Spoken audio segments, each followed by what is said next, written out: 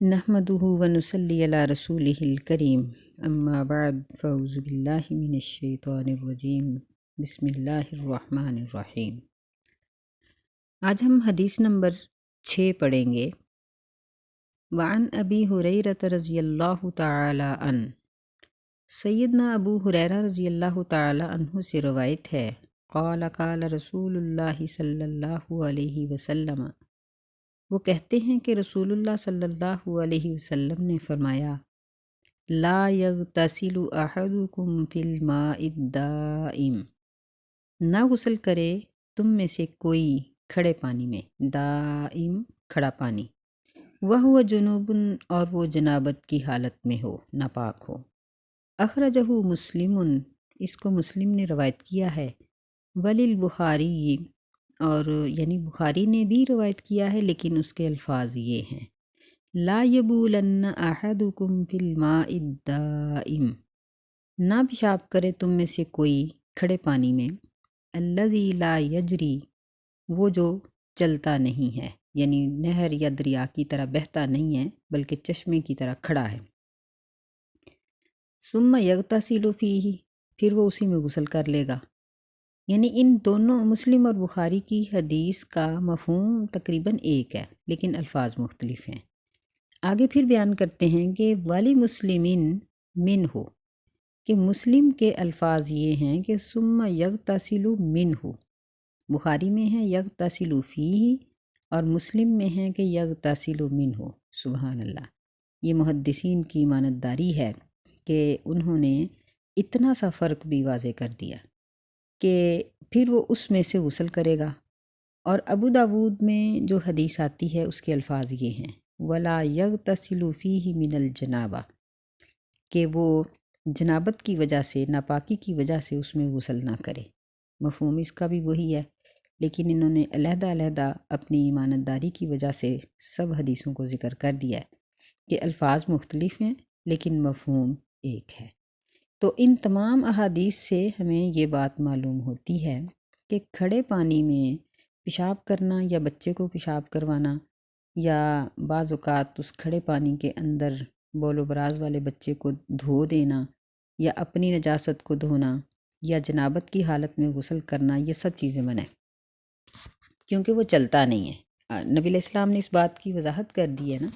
کہ وہ پہلے پیشاب کرے گا، ثم یغتسل فیہ، پھر اسی میں سے غسل کر لے گا۔ لیکن جب پانی چلتا ہے تو اللہ کی بس قدرت ہے کہ دریاؤں اور نہروں کا پانی جب چلتا ہے تو وہ اپنے نیچے والی مٹی کو بھی اپنے اندر حل کیے ہوئے ہوتا ہے، اور مٹی یہ جراثیم کش ہے، تو اللہ کی قدرت کے ساتھ وہ پانی سارا، اس کی ناپاکی ساری ختم ہو جاتی ہے، اور جو گندگی کے جراثیم ہوتے ہیں وہ ختم ہو جاتے ہیں۔ تو یہاں ہم نے کھڑے پانی کا ایک اور اصول پڑھا، پیچھے تو ہم نے یہ پڑھا تھا نا کہ اس کا رنگ، بو اور اس کا ذائقہ دیکھا جائے گا۔ یہاں ہم نے ایک اصول پڑھ لیا کہ کھڑے پانی میں ہم نے اس طرح کا کوئی کام نہیں کرنا۔ اگلی حدیث ہے، وَعَنْ رَجُلٍ صَحِبَ النَّبِيَّ صلی اللہ علیہ وسلم، نبی صلی اللہ علیہ وسلم کے ساتھیوں میں سے ایک آدمی سے روایت ہے۔ یہاں صحابی کا نام نہیں ہے، اور یہاں ائمہ حدیث کا اس بات پر اتفاق ہے کہ اگر صحابہ میں سے کسی کا نام لیے بغیر حدیث ذکر کر دی جائے تو وہ حدیث صحیح ہوتی ہے، کیونکہ نبی علیہ السلام کے تمام صحابہ عادل اور صالح تھے۔ تو یہاں ان رجل کہا گیا ہے، یعنی صحابہ میں سے ایک آدمی سے روایت ہے۔ وہ کہتے ہیں، نہا رسول اللہ صلی اللہ علیہ وسلم، رسول اللہ صلی اللہ علیہ وسلم نے منع کیا، ان تغتسل المرأۃ بفضل الرجل، یہ کہ عورت غسل کرے مرد کے بچے ہوئے پانی سے، اب الرجل بفضل المرأہ، یا مرد غسل کرے عورت کے بچے ہوئے پانی سے، ولیغترفا جمیعا، اور چاہیے کہ یغترفا، یعنی یغترفو یہ واحد کا ہوتا ہے صیغہ، اور اگر الف آگے مل جائے تو یہ تثنیہ کا معنی دیتا ہے، وہ دونوں چلو بھر لیں، جمیعہ سبھی۔ اخرجہ ابو داود، اس کو ابو داود نے روایت کیا ہے، والنسائی، اور امام نسائی نے بھی روایت کیا ہے، و اسنادہ صحیح، اور اس کی سند صحیح ہے۔ یہ ہم اسے آگے کی 2 حدیثیں پڑھتے ہیں، پھر اس کے بعد اس پر وضاحت کریں گے۔ وعن ابن عباس رضی اللہ تعالی عنہما، سیدنا ابن عباس رضی اللہ تعالی عنہما سے روایت ہے، ان النبی صلی اللہ علیہ وسلم کان یغتسل بفضل میمونہ، کہ نبی صلی اللہ علیہ وسلم غسل کرتے تھے سیدہ میمونہ رضی اللہ تعالیٰ عنہا کے بچے ہوئے پانی سے۔ اخرجہ مسلم، اس کو مسلم نے روایت کیا ہے۔ والی اصحاب السنن، اور اصحاب سنن یعنی جو سنت لکھنے والے اور بیان کرنے والے لوگ ہیں ان سے روایت ہے، اغتسل بعض ازواج النبی، غسل کیا نبی صلی اللہ علیہ وسلم کی بیویوں میں سے بعض نے، فی جفنتن، ایک ٹب میں، فجاء النبی صلی اللہ علیہ وسلم لیغتسل منہا، تو نبی صلی اللہ علیہ وسلم بھی تشریف لے آئے تاکہ اس میں سے غسل کریں۔ فقالت، وہ کہنے لگیں، انی کنت جنباً، بے شک میں ناپاک تھی۔ فقال، نبی صلی اللہ علیہ وسلم نے فرمایا، ان الماء لا یجنب، پانی ناپاک نہیں ہوتا۔ وصححہ الترمذی، اس کو ترمذی نے صحیح کہا ہے، وابن خزیمہ، اور ابن خزیمہ نے بھی اس کو صحیح کہا ہے۔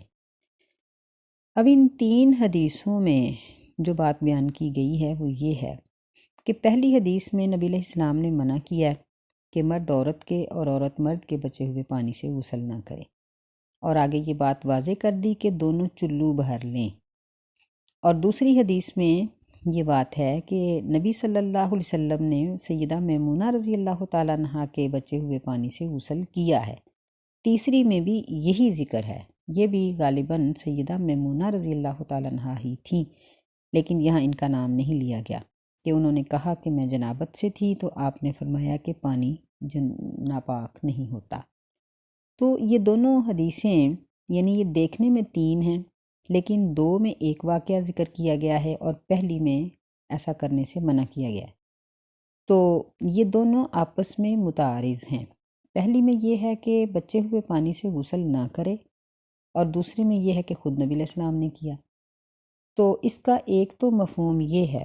کہ محدثین کہتے ہیں کہ یہ نہیں تنزیہی ہے، تحریمی نہیں ہے، یعنی حرام نہیں ہے، اور یہ مکروہ سمجھا گیا ہے کہ مرد عورت کے اور عورت مرد کے بچے ہوئے پانی سے وضو کرے۔ اور دوسری اس کی تفسیر یہ ہے کہ پہلی حدیث میں یہ لفظ واضح کر دیے گئے ہیں کہ وَلْيَغْتَرِفَا جَمِيعًا، دونوں چلو بھر لیں، تو اس طرح سے یہ دونوں حدیثوں کا آپس میں تعارض ختم ہو جاتا ہے کہ جہاں منع کیا گیا ہے وہاں یہ مطلب ہے کہ پانی کے ٹب کے اندر بیٹھ کر یا جسم کے سے اترا ہوا پانی، استعمال شدہ پانی دوسرا استعمال نہ کرے، اس چیز سے منع کیا گیا ہے۔ اور اگر ایک ٹب بھرا ہوا ہے، بالٹی بھری ہوئی ہے یا ٹینکی بھری ہوئی ہے، تو اس میں سے ڈونگے کے ساتھ یا چلو کے ساتھ نہانے والا اپنے اوپر پانی ڈال رہا ہے اور نہا رہا ہے، تو اس میں کوئی حرج کی بات نہیں ہے کہ وہ یعنی جو پانی باقی بچتا ہے وہ صاف ہے تو دوسرا بھی غسل کر سکتا ہے۔ تو اس طرح سے یہ اختلاف ان حدیثوں کے اندر سے ختم ہو گیا کہ یعنی پہلی بات یہ ہے کہ یہ نہیں تنزیہی ہے، منع کرنا عام یعنی ایک اچھی نہ لگنے والی بات ہے، یہ حرام ہونے کی بات نہیں ہے۔ دوسرا اس کا صاف طور پر یہ مطلب واضح کر دیا گیا ہے کہ جب ڈونگے کے ساتھ یا چلو کے ساتھ اس پانی کو استعمال کیا گیا تو باقی بچا ہوا پانی فریق ثانی کے لیے، دوسرے کے لیے قابل استعمال ہے۔ پھر ان حدیثوں سے یہ بات بھی معلوم ہو گئی کہ میاں بیوی اکٹھے بھی غسل کر سکتے ہیں اور ایک دوسرے کے بچے ہوئے پانی سے بھی غسل کر سکتے ہیں۔ اس 3 مختلف احادیث پڑھیں گے جن میں کتے اور بلی کے بارے میں اور مسجد کے پاک کرنے کے بارے میں ذکر ہوگا۔ وعن ابی ہریرہ رضی اللہ تعالی عنہ قال قال رسول اللہ صلی اللہ علیہ وسلم طہور اناء احدکم اذا ولغ فیہ الکلب ان یغسلہ 7 مرات اولاہن بالتراب سیدنا ابو ہریرہ رضی اللہ تعالیٰ عنہ بیان کرتے ہیں، کہتے ہیں کہ رسول اللہ صلی اللہ علیہ وسلم نے فرمایا، طہور اناء احدکم، تم میں سے کسی ایک کے برتن کا پاک کرنا، انا کا معنی برتن، اس کی جمع آنیتن ہوتی ہے۔ اذا ولغ فیہ الکلب، جب اس کو کتا چاٹ جائے یا اس میں سے یعنی جو کچھ اس کے اندر موجود ہے اس کو وہ کھا جائے، اس میں منہ ڈال جائے، تو پھر اس کو کیسے پاک کیا جائے؟ فرمایا ان یوصلہ 7 مرات، کہ ان یغسلہ، یہ کہ وہ اس کو 7 مرتبہ دھوئے، 7 کا معنی 7 مرتبہ دھوئے۔ اولاہن بالتراب، سب سے پہلی مرتبہ مٹی کے ساتھ، یعنی اس کو مٹی سے مانجے اور پھر اس کو 6 مرتبہ مزید دھوئے، تو یہ کل 7 مرتبہ ہو جائے گا۔ اخرجہ مسلم، اس کو مسلم نے روایت کیا ہے، اور مسلم کی دوسری روایت کے الفاظ یہ ہیں کہ فل یورقہ، کہ وہ جو کچھ اس کے اندر موجود ہے نا وہ گرا دے، بس اس کو انڈیل دے، گرا دے، یعنی جو کھانے پینے والی چیز پانی ہے یا دودھ ہے یا کچھ بھی ہے وہ قابل استعمال نہیں رہا۔ اور ترمذی کے الفاظ یہ ہیں کہ اخراہن او اولاہن، کہ ان 7 میں سے آخری مرتبہ یا پہلی مرتبہ مٹی سے مانجا جائے۔ کتا یہ نجس ہے، اس لیے اس کا پورا جسم نجس ہے، اور اس کے بارے میں اب تو یہ تحقیق سامنے آ گئی ہے کہ جب یہ اپنا فضلہ خارج کرتا ہے یعنی پخانہ کرتا ہے تو پھر یہ اپنے جسم کو زبان سے صاف کرتا ہے، اور اس کے فضلے کے ساتھ بہت سے ایسے گندے انڈے یعنی بیماریوں کے جراثیم خارج ہوتے ہیں جو اس کے چاٹنے کی وجہ سے اس کے منہ میں چلے جاتے ہیں، اور پھر جب وہ منہ کسی برتن میں ڈالتا ہے تو وہ انڈے یا جراثیم اس برتن میں یا جو چیز اس کے اندر موجود ہوتی ہے اس میں شامل ہو جاتے ہیں۔ تو یہ خود کسی چیز میں منہ ڈالے یا کوئی اس کے منہ کے ساتھ منہ لگائے، تو اسی وجہ سے اس کو یعنی اس کے نجس ہونے کی وجہ سے یہ حکم دیا گیا ہے کہ جہاں یہ کتا موجود ہو وہاں اللہ کی رحمت کے فرشتے نہیں آتے، کیونکہ یہ نجس ہے، جانور ناپاک جانور ہے، اور شریعت نے انہی چیزوں کو ناپاک قرار دیا ہے جو انسانی صحت کے لیے بھی درست نہیں ہے، یعنی ایسی کوئی چیز نجس نہیں کہی گئی جو انسان کے لیے فائدے میں ہو لیکن شریعت نجس کہہ دے اور ہم اسے استعمال نہ کر سکیں، ایسا نہیں ہے، یہ ممکن ہی نہیں ہے کہ شریعت ایک کام کو منع کرے وہ انسان کے لیے فائدے کی ہو، یا ایک چیز انسان کے نقصان کی ہے اور شریعت اس سے منع نہ کرے، یہ ناممکن ہے، کیونکہ شریعت کا شارع، شریعت بنانے والا اللہ ہے اور انسان کو پیدا کرنے والا بھی اللہ ہے۔ اللہ نے انسان کے لیے پوری کائنات کو تابع کر دیا، تو یہ کیسے ممکن ہے کہ انسان کے نقصان کی چیز کا حکم ملے اور نفع کی چیز سے منع کیا جائے؟ یہ ممکن نہیں ہے۔ بہرحال اس حدیث سے ہمیں یہ بات معلوم ہوئی کہ اگر کتے کے چاٹے ہوئے کو مٹی کے ساتھ اور پانی کے ساتھ دھونے کی وجہ سے پاک کیا جا سکتا ہے،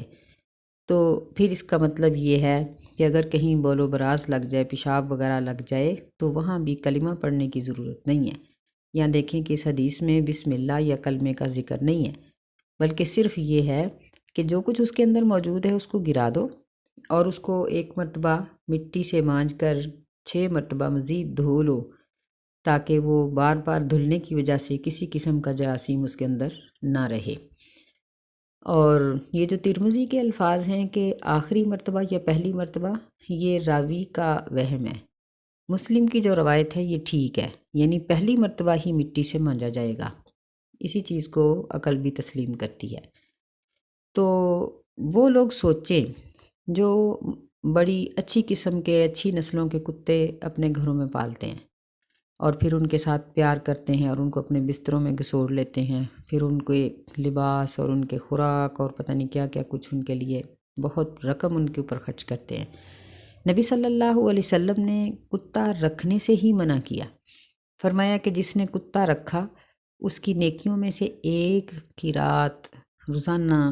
کمی ہو جائے گی۔ پوچھا گیا کہ قرات کیا چیز ہے؟ فرمایا احد پہاڑ کے برابر، یعنی اتنی نیکیاں روزانہ اس کی اعمال میں سے کم ہوتی جائیں گی جس نے اپنے گھر میں کتا رکھا۔ شکاری کتا یا کھیتی کی حفاظت والا جو کتا ہوتا ہے وہ گھروں میں نہیں رکھا جاتا۔ ظاہر ہے جو کھیت یا باغ کی حفاظت کے لیے رکھا جائے گا وہ تو وہیں ہوگا، جانوروں کی حفاظت کے لیے رکھا جائے گا تو وہ وہیں ہوگا جہاں جانور ہیں، اور اس کو گھر میں لانے کا کوئی بنتا ہی نہیں ہے، کوئی بات ہی نہیں بنتی۔ تو انسانوں کی حفاظت یا اپنے گھروں کی حفاظت کے لیے کتے نہیں رکھے جاتے، کیونکہ انسانوں کی حفاظت کتے نہیں کر سکتے۔ کتے کی حفاظت انسان کر سکتا ہے لیکن انسان کی حفاظت کتا نہیں کر سکتا، لہٰذا اس بات سے نبی صلی اللہ علیہ وسلم نے منع کیا۔ تو کتے کو بیچنا یا اس کی قیمت کھانا یہ سب چیزیں حرام ہیں۔ اگلی حدیث ہے وعن ابی قتادہ رضی اللہ تعالی عنہ،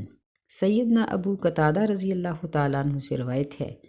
ان رسول اللہ صلی اللہ علیہ وسلم قال فی الحرہ، کہ بے شک رسول اللہ صلی اللہ علیہ وسلم نے بلی کے بارے میں فرمایا انہا لیست بنجس، بے شک یہ ناپاک نہیں ہے، انما ہی من الطوافین علیکم، بے شک یہ تم پر چکر لگانے والوں میں سے ہے۔ طوافین یعنی طواف کرنے والے، گھومنے والے، یہ غلاموں کے بارے میں بھی یہ لفظ بولا جاتا ہے۔ یطوف علیہم غلمان لہم، قرآن مجید میں بھی آتا ہے کہ ان کے غلمان ان کے اوپر چکر لگائیں گے۔ تو بلی کو اس لیے کہا گیا ہے کہ یہ کثرت سے آتی جاتی ہے۔ دوسرا یہ ہے کہ گھر کے کیڑے مکوڑے اور اس طرح کی چیزوں کو یہ کھا جاتی ہے، جس کی وجہ سے اس کو بھی گھر کی خادمہ ہی کہا گیا ہے۔ فرمایا کہ یہ نجس نہیں ہے۔ تو اس کا مطلب یہ ہے کہ بلی کا جوٹھا یہ بھی نجس نہیں ہے، بلکہ انہی سے ابو قتادہ رضی اللہ تعالیٰ عنہ سے ہی ایک واقعہ مروی ہے کہ انہوں نے پانی رکھا ہوا تھا تو بلی آئی اور پینا شروع ہو گئی۔ تو پانی تھوڑا تھا، انہوں نے اس تھال کو یا وہ برتن جو تھا اس کو ٹیڑھا کر دیا تاکہ وہ آسانی سے پی لے۔ تو وہ پی کر چلی گئی، تو باقی پانی انہوں نے اپنے استعمال کے لیے رکھا۔ جو ایک صاحب دیکھ رہے تھے انہوں نے پوچھا کہ یہ کیا؟ تو اس وقت انہوں نے یہ حدیث سنائی کہ نبی صلی اللہ علیہ وسلم نے فرمایا انہا لیست بنجس، یہ نجس نہیں ہے۔ اخرجہ الاربعہ، اس حدیث کو اربعہ نے یعنی چاروں اماموں نے جو ائمہ حدیث ہیں انہوں نے روایت کیا ہے، اور اس کو ترمذی نے صحیح کہا ہے اور ابن خزیمہ نے بھی اس حدیث کو صحیح کہا ہے۔ یہاں ایک بات یاد رکھنے کی ہے کہ بلی کا پالنا درست ہے، یہ اپنے گھر میں رکھی جا سکتی ہے، لیکن بلی کو بیچنا اور خریدنا یہ حرام ہے، کیونکہ اس کی قیمت سے نبی صلی اللہ علیہ وسلم نے منع کیا، چاہے وہ کتنی اچھی نسل کی ہو یا کیسی بھی ہو، اس کو خریدنا اور اس کو بیچنا یہ حرام ہے۔ یوں ہی چلتی پھرتی بلی اگر کوئی رکھ لے تو اس کو پال لے یا کسی کو تحفتاً دے دے تو اس میں کوئی حرج کی بات نہیں ہے۔ یہ دو مسئلے ہمیں معلوم ہوئے۔ آگے تیسرا مسئلہ یہ ہے مسجد کے بارے میں، اور یا یوں کہہ لیں کہ انسانی بول و براز کے بارے میں ہے کہ انسان بڑا ہو یا بچہ ہو، اس کا پیشاب کس طرح سے صاف کیا جا سکتا ہے، کیونکہ ہم طہارت کا باب پڑھ رہے ہیں کہ طہارت کیسے حاصل ہو سکتی ہے۔ وعن انس بن مالک رضی اللہ تعالی عنہ، سیدنا انس بن مالک رضی اللہ تعالی عنہ سے روایت ہے، کہتے ہیں جاء اعرابی فبال فی طائفۃ المسجد، کہ ایک دیہاتی آیا، اس نے پیشاب کر دیا، پیشاب کر دیا فی طائفۃ المسجد، مسجد کے ایک کونے میں، فزجرہ الناس، بس اس کو لوگوں نے ڈانٹا، فنہاہم رسول اللہ صلی اللہ علیہ وسلم، بس لوگوں کو نبی صلی اللہ علیہ وسلم نے منع کیا کہ نہ ڈانٹو۔ فلما قضا بولہ، بس جب وہ پیشاب کر چکا، امر النبی صلی اللہ علیہ وسلم بذنوب من ماء، تو نبی صلی اللہ علیہ وسلم نے حکم دیا کہ پانی کا ڈول لایا جائے، فاحرق علیہ، پس وہ اس کے اوپر بہا دیا گیا۔ متفق علیہ، اس حدیث پر امام بخاری اور مسلم دونوں متفق ہیں کہ یہ حدیث ٹھیک ہے۔ تو اس میں کئی چیزیں ہمیں معلوم ہوئیں۔ ایک بات تو یہی معلوم ہوئی کہ اگر بول و براز کسی جگہ پر ہو تو اس کے اوپر پانی اس طرح سے بہا دیا جائے کہ وہ بہہ جائے تو وہ جگہ صاف ہو جاتی ہے۔ یہ ہے کچی جگہ کے بارے میں۔ تو جس طرح ہمارے فرش ہیں آج کل، تو ان فرشوں کے اوپر اس سے کم پانی بھی بہا دیا جائے تو یہ پاک ہو جاتے ہیں، کیونکہ کچی جگہ جو ہوتی ہیں وہاں اس کے اندر جذب ہو جاتی ہے چیز، اس لیے وہاں زیادہ پانی بہانے کی ضرورت ہے۔ تو دوسرا مسئلہ جو اس سے معلوم ہوا وہ یہ ہے کہ جب اس دیہاتی نے غلطی کی، لوگوں نے اس کو ڈانٹا، تو اگر وہ پیشاب کرتے کرتے درمیان میں رک جاتا تو اس کے لیے بہت سی بیماریوں کا سبب بنتا۔ اس لیے نبی صلی اللہ علیہ وسلم نے لوگوں کو منع کیا کہ اس کو کر لینے دو اور اس کو منع نہ کرو۔ دوسرا یہ تھا کہ اگر وہ کرتے ہوئے لوگوں کے خوف سے بھاگ جاتا تو اس کے بھاگنے کی وجہ سے مسجد بھی اور اس کے اپنے کپڑے بھی اور اس کا جسم بھی سب چیزیں مزید ناپاک ہو جاتی۔ تو اس سے یہ معلوم ہوا کہ اگر مسجد میں یا کسی جگہ پر ایسی ناپاکی ہو، تو اگر بچہ یا بڑا پیشاب کرنا شروع ہو گیا ہے تو اس کو درمیان میں ڈانٹ کر روکنا نہیں چاہیے۔ بعض مائیں چھوٹے بچوں کو بھی ڈانٹ دیتی ہیں اور وہ پیشاب روک لیتے ہیں، تو اس طرح ان کے بیمار ہونے کا مسئلہ ہوتا ہے۔ اس وقت ان کو کچھ نہ کہیں، بلکہ وہ جب پیشاب کر چکیں تو بعد میں ان کو سمجھایا جائے۔ یہاں نبی صلی اللہ علیہ وسلم کے حسن اخلاق اور حسن سلوک کی بھی دلیل ملتی ہے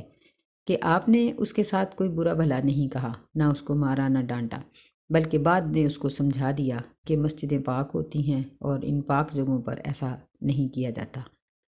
تو یہاں یعنی ہمیں نبی علیہ السلام کے اخلاق کا بھی پتہ چلا اور یہ بھی پتہ چلا کہ ناپاکی کو زمین سے کس طرح صاف کیا جائے گا۔ اللہ تعالی ہمیں سمجھنے اور عمل کرنے کی توفیق عطا فرمائے۔ السلام علیکم ورحمۃ اللہ وبرکاتہ۔